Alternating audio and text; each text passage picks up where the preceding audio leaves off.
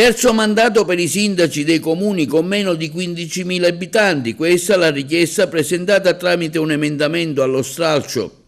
sulle norme riguardanti gli enti locali, in discussione domani all'Assemblea regionale siciliana da parte dell'onorevole Roselina Marchetta. Il mio emendamento, continua l'onorevole Marchetta, va a normalizzare una legge che oggi è valida solo per i comuni siciliani con meno di 5.000 abitanti, lasciando fuori da tale norma gli altri comuni che votano con la medesima legge maggioritaria. Le leggi devono poter dare le stesse possibilità a tutti, per cui penso che questa norma vada semplicemente estesa anche a quei comuni che votano con lo stesso sistema elettorale, riportando quindi uniformità di giudizio sul nostro territorio. Inoltre, conclude Marchetta, oggi i comuni soffrono tanto di carenza di personale, c'è tanta instabilità e mai come ora nei comuni è richiesta quantomeno